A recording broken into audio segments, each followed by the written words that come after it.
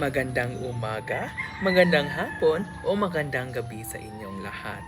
Sa video na ito ay gagawa tayo ng isang kagamitan na pwede nating gawin gamit ang mga native o mga kagamitan na nakita natin sa ating kapaligiran. So ang aking napili at ang ating gagawin ngayon sa video na ito ay ang mositera o flower pot o paso na gamit natin ay mga native na materials katulad ng bagul o coconut shell sa Ingles. So, ang unang hakbang ay ang paghanap o pagkuha ng mga materyales sa paggawa ng kagamitang ito. Ang kagamitan ay of course ang paso. So, una ay ang pagkuha ng bagol. Ang bagol na ito ay dapat smooth na na-sandpaper nyo na para maganda tignan. Yun ang una, bagol. Pangdikit sa mga bagol na ating gagamitin, ang stick glue. Pwede rin kayong kumuha ng ibang pangdikit na pwedeng i-substitute sa stick glue. At of course, kandila at match pang gamit sa stick glue. Mga cutter para pang cut sa mga pwede nating i-disenyo sa ating flower pot o paso. Gunting at mga pang-disenyo katulad ng ganito. Yung parang sheet sa coconut, popsicle sticks at iba pang mga native na pwede nating idikit sa ating flower pot pagkatapos natin itong gawin. Yun ang unang hakbang. Dapat meron na kanyo niyan bago tayo mag-proceed sa step 2 kung saan tayo ay maglilinis ng ating mga kagamitan.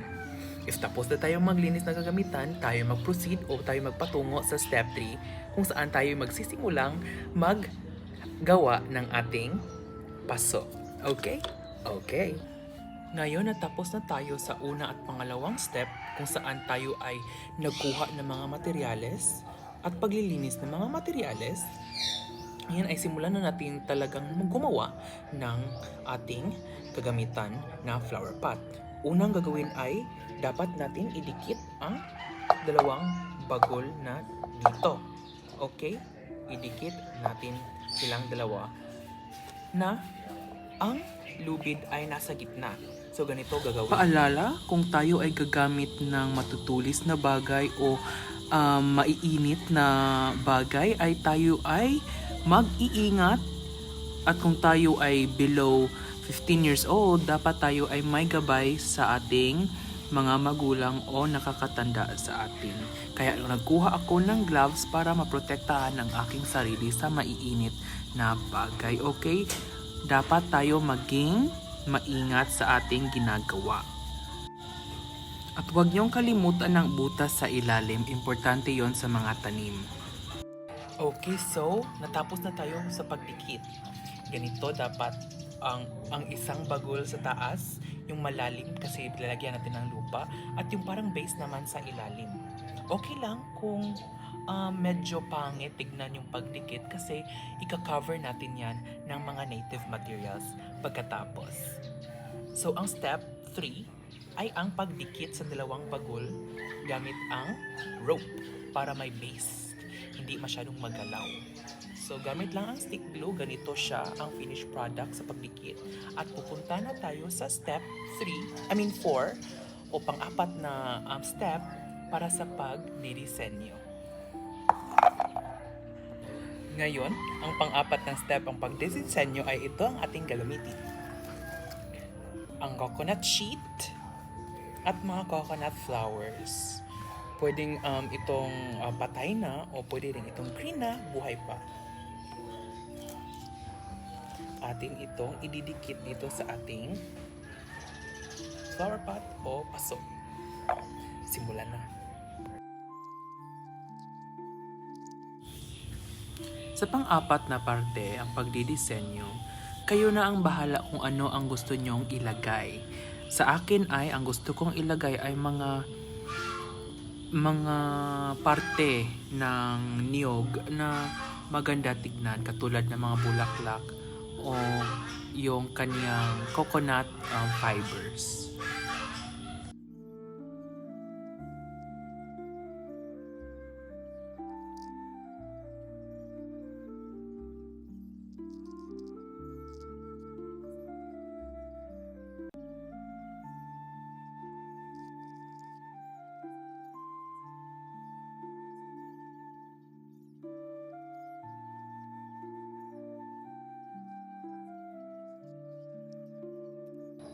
Ayan, tapos na ako sa pagdedesenyo. Sa inyong mga disenyo, kayo lang ang bahala, pero ang disenyo ko ay ganito. Yan, mga coconut shells. Diyan natin nilagay ang lupa at ang tanim. Tapos na ang una, pangalawa, tatlo at pang-apat. Ang panglima naman at ang huling step, ang paglalagay ng tanim. At ayan na ang tapos na produkto. Nilagyan ko na ng tanim o bulaklak o anong tawag dyan? Kakatay. Okay. So ito na ang ating finished product. Ganyan siya kaganda.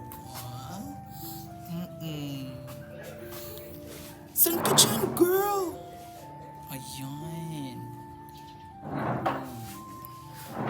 A nice kakatay. Ngayon, ito na ang tapos na produkto, ang isang pasok na gamit ay mga native materials galing sa ating komunidad. Unang step nga ay ang pag-prepare ng materials. Pangalawa ay ang paghugas ng mga materyales. Pangatlo ay ang pagdikit ng dalawang bagol.